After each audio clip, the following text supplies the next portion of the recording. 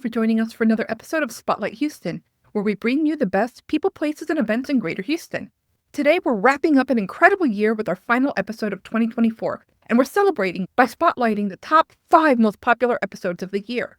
These episodes captured your attention, sparked conversations, and highlighted some truly inspiring stories from across our city. In this episode, we're spotlighting the following episodes. Episode 74 with the Young Center, Episode 75 with the Houston Livestock Show and Rodeo, Episode 90 with Bel-Air Dermatology Clinic, Episode 70 with Kelsey Siebold Clinic, Episode 109 with Interfaith Ministries. Each clip offers a glimpse into the wisdom, passion, and dedication our guests brought to Spotlight Houston. This is Episode 118 with an original air date of Monday, December 30th, 2024. Spotlight Houston is brought to you by Story Zone Media. And now, the last episode of the year. Happy New Year! In episode 72 of Spotlight Houston, host Blanca Quezada welcomes Sean Fitzpatrick, Executive Director of the Young Center, for a thought-provoking discussion on mental health awareness, mindfulness, and the power of presence in a hyper-distracted world. In the clip we're sharing today, Sean breaks down how modern-day distractions, from endless notifications to overwhelming news cycles, impact our mental well-being. Originally aired on Monday, January 28th, 2024, this episode is a must-listen for anyone seeking practical strategies to improve mental health, reduce stress, and cultivate a mindful presence in daily life. There were 5 women who founded the Young Center. And if you think about what was going on in the mid-50s, the mid and later 50s, that in and of itself was extraordinary, that they came together and they saw a real need for Jung's, from their perspective, for Jung's theories and Jung's perspectives on the human being in the lives of Houstonians. But more broadly, what they understood is that actually mental health is something that we can learn about and reflect on and practice skills to build our mental health in places that are not just clinical places, like not just a therapist's office, that some of this can happen in classrooms. And that is that we've always been a public educational institution in the sense that we serve the public. Yeah. And thank goodness that mental health is now being brought up in the forefront, and it's not something that's hidden anymore or stigmatized anymore. Right. I agree wholeheartedly. And of course, there's still some of that, but particularly the last few years has represented a breakthrough, I believe, in mental health. From the effects of the pandemic, really forcing people to talk about mental health, to people like Simone Biles, talk about a heroic Houstonian. Right. I can't tell you how I was overjoyed that she pulled out at the Olympics because she needed to protect herself, because she recognized the tremendous impact it had on our mental health. And that is a heroic action because there was so much pressure on her to not put herself first. So what did Jung think about life? He was a fan. Yeah, I'm sure. He was an interesting guy. His father was effectively a Lutheran minister. He was a pastor. And his mother was a spiritualist. At the beginning of the late 19th century and the early 20th century, there were a lot of, in the culture, there were a lot of people who were interested in spirits and in spirituality, but maybe outside of what we would think of as a religious context. And so Jung was he was a deeply spiritual person who was thinking outside of religious contexts. So I think one of the reasons that I believe Jungian psychology remains powerful is, and has become increasingly so, as people, the studies, the polls show that people are less and less engaged in religious traditions. And as that happens, the fundamental needs that we have as human beings for meaning and for connection with others and for relating to the mystery of our lives, they continue to need to be met. And Jung's psychology offered a way to think about that and to take seriously our needs to, you talked earlier about the unconscious, the notion of the unconscious. And another way of talking about the unconscious is that it represents the mystery that we are. From a psychological standpoint, we are aware of a very small percentage of the whole of our experience. And Jung and that early generation of psychologists took seriously that idea that there's most of who we are is a mystery to us. But if we pay attention and we develop our capacity for awareness, that we can deepen our relationship with that mystery in ways that can really enrich our lives and the lives of those around us. I think you mentioned the magic word is being more aware of what's happening inside of us and around us. Yeah. So I often say, as a therapist, I'll often say that 90% of the work is awareness. And there's so many demands on our awareness now. It has increased exponentially since I was a child. So I'm 51 now. And when I was a child, we didn't have cell phones. We didn't have, we didn't have email. We didn't have the World Wide Web. We didn't have streaming television. And there's so many, and it's brought so much good into our lives. But one of the things that's been very difficult is that there's so many forces demanding our attention and turning our attention into money for them that our ability to just be present with our own experience has been really harmed, I think. And it's a skill, it's a muscle that we've lost. And that for me is the first step toward changing and improving our experience of this life, is developing that muscle again, that capacity to be present with what we're feeling and thinking, and not pulled by the million videos and the million horrible news stories that are grabbing us and making us afraid, and to just bring ourselves back to this present moment and what's actually happening right now.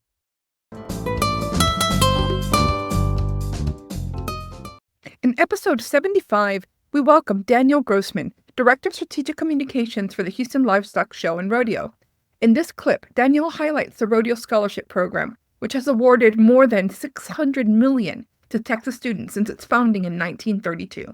She discusses this year's impressive $22.7 million commitment to scholarships and grants, emphasizing the rodeo's growing focus on supporting vocational education in fields like plumbing, welding, and mechanics. This episode had an original air date of Monday, February 12, 2024. Of course. Our scholarships are our number one priority, Blanca. So we are a nonprofit. And since our creation in 1932, we have given $600 million to Texas students. So we're very proud of that.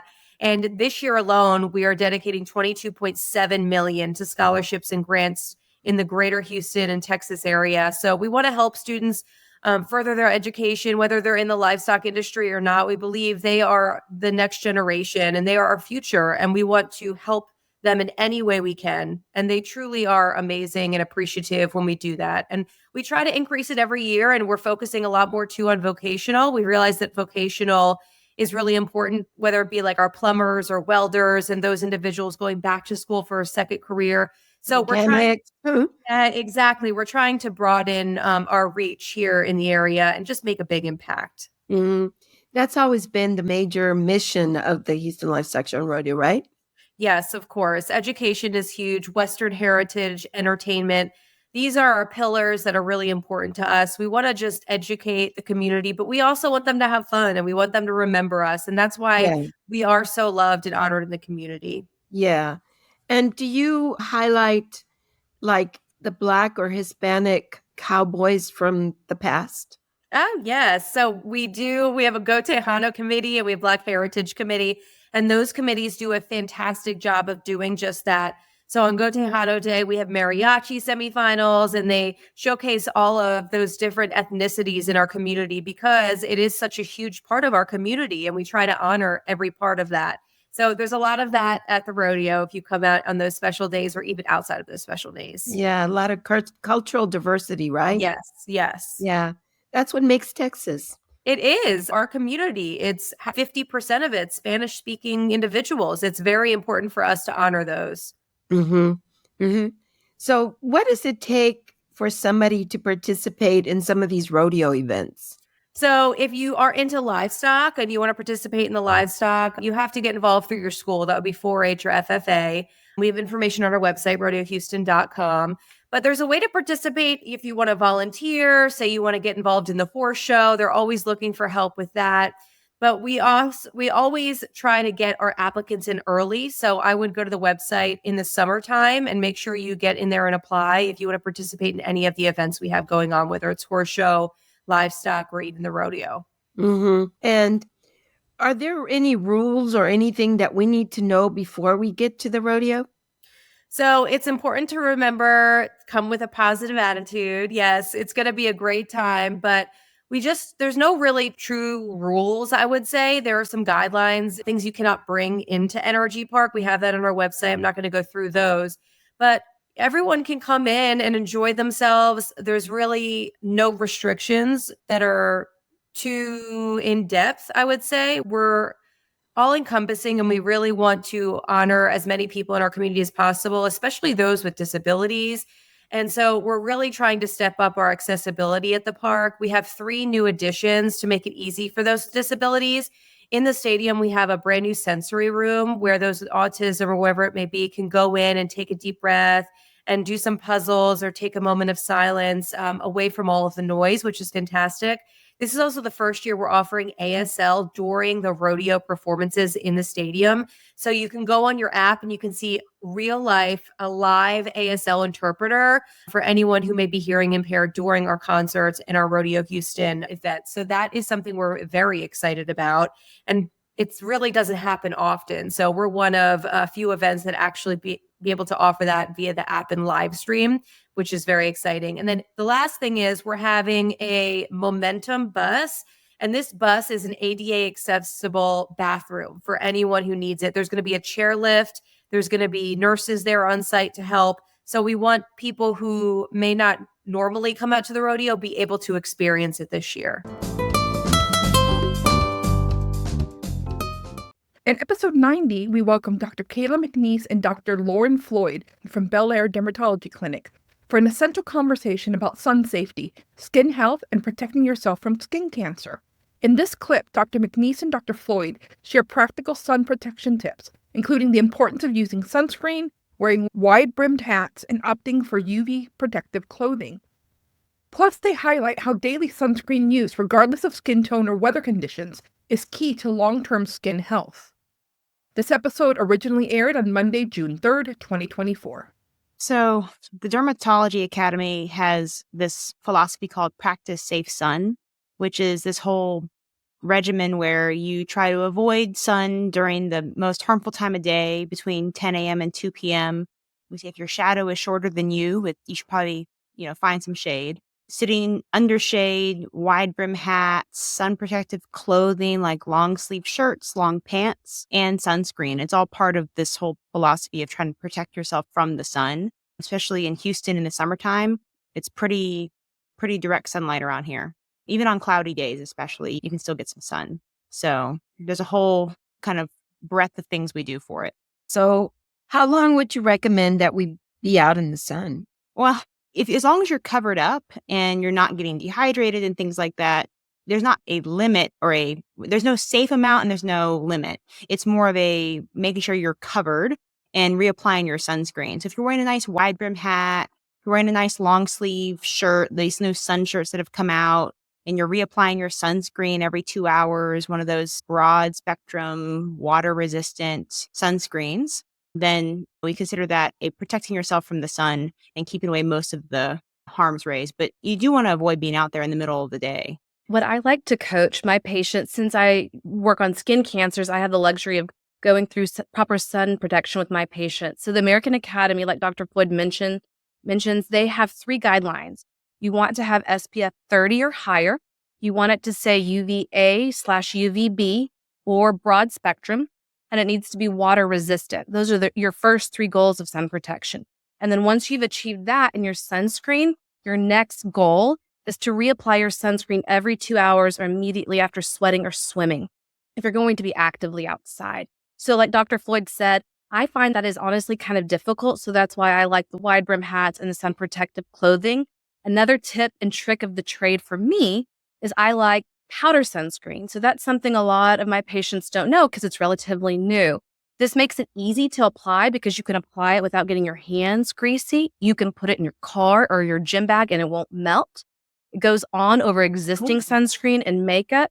and it's dry and not irritating. So for like my golfers and my men who don't want to sweat, cream off and burn their eyes, I find that a lot of my ladies like it because it can go over makeup. A lot of my men like it because it doesn't have a scent, it doesn't have a smell, it's not greasy, and it doesn't burn their eyes. Kind of similar approach with the stick sunscreens that you can now find over the counter. It look like deodorant sticks. The same things apply to those. So as long as you've got the 3 things with your sunscreen, that's a good start for buying a product over the counter. And does it make a difference on the texture of your skin or the color of your skin? So everyone should be wearing sunscreen regardless of skin tone. Some people find certain products are better for their skin type, whether it's the sprays, the sticks, the creams, but the really important thing is to get enough sunscreen on your skin. Most people are not putting on enough sunscreen. The data shows that the average person is only putting on half the sunscreen they need. To cover your whole body would be a shot glass worth or 1 ounce of liquid sunscreen for your whole body. And no one's doing that every 2 hours for the most part. In episode 70 of Spotlight Houston, we welcome Dr. Christine Lee, a family medicine specialist from Kelty-Siebold Clinic. We had an informative discussion on cold and flu season, prevention tips, and the science behind seasonal illnesses. In this clip, Dr. Lee breaks down how to tell the difference between the common cold and the flu. She emphasizes the unique symptoms of each illness, and she sheds the light on why winter months see a spike in illnesses. This episode originally aired on Monday, January 14th, 2024. Well, the cold and the flu, it's sometimes a little confusing initially because they both may be very similar. I call it, is it a horse or is it a zebra or is it a horse with black and white stripes? So initially for the first day or so, most people may still feel a little bit of body aches, maybe runny nose, sore throat, cough. The flu is very potent. Many patients will complain about extremely high fevers. And usually we see temperatures that are much higher than the usual low-grade temperature fever of 100.4. Most of the flus that we see tend to be much higher, 101, 102, 103, 104. And most patients will complain about extreme body aches. They'll tell me that they feel that they got run over by a car. Their head is pounding. It's just, think of it like a regular cold multiplied many times. And so most of the time, people can tell if they've had a flu. They get the fevers, they get the chills, they get sweaty.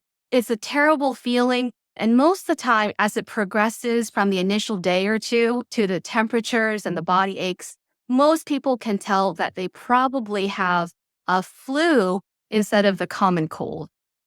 Okay, well, that kind of clears things up for me.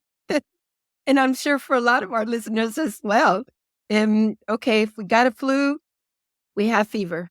Most of the time, yes. Yes. Okay. So why is it that this happens more during the winter than any other season? That's a great question. So colds and viruses and flus, I do need to let everyone know that actually they're around the entire year. However, certain months of the year, they seem to be more active. And oftentimes, for example, with flus, it may depend on bird migration and also certain months. And so oftentimes it may start in the early autumn, maybe September, and then it goes all the way through early springtime, February or March. And in some cases, I think there was one flu season where people kept on getting sick until May or June. And so each year can be a little bit different. But oftentimes when the season is colder, people tend to stay indoors. And so they're crowded together. And the interesting thing with colds and viruses, did you know that people are most contagious about 1 to 3 days prior to getting sick? And so that's a big problem there. People like to talk to each other and spend time indoors. And then you have the seasons changing where the germs are a little bit stronger. And in some instances, we have found that the immune system might act differently when the weather's colder.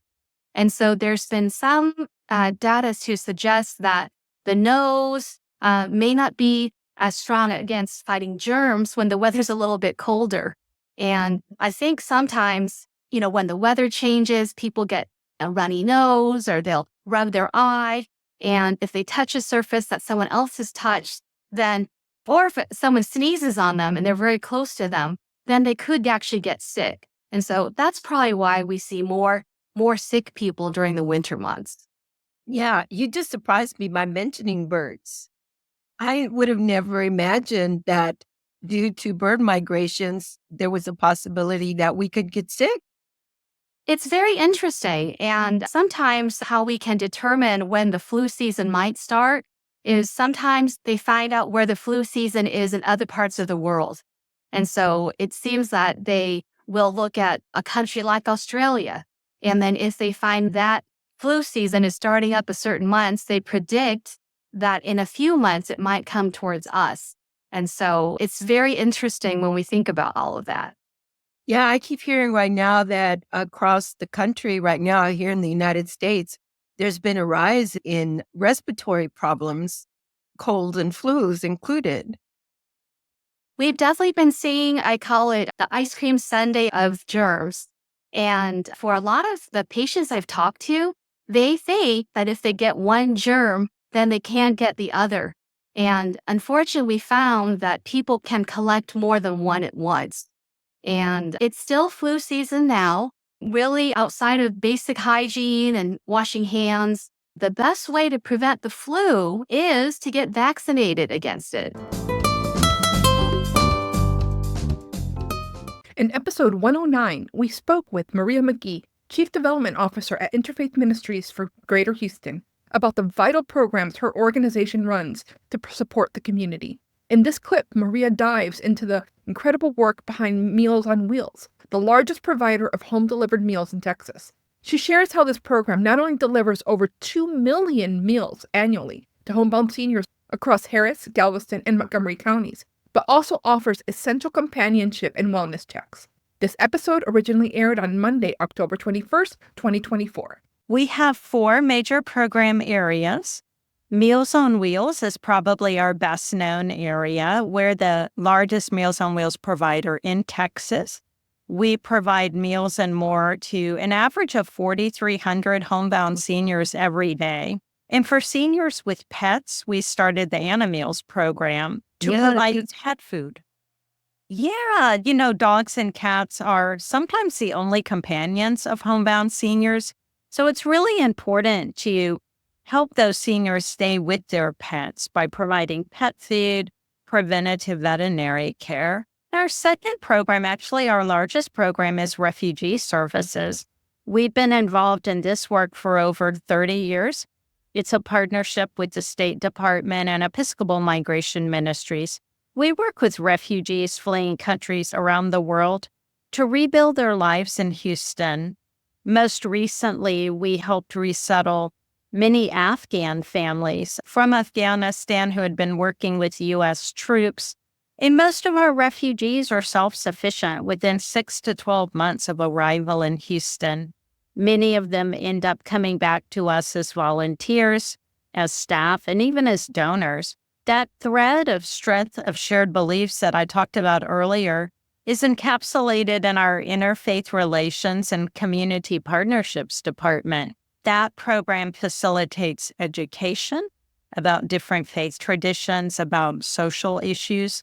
It brings together people of different faiths, particularly through our women's group, Empower, our young professionals group, Impulse. And it has a host of variety of both virtual and in-person discussions on pressing issues. And then finally, our newest service area is called Volunteerism and Civic Service. We carry out that work through Volunteer Houston.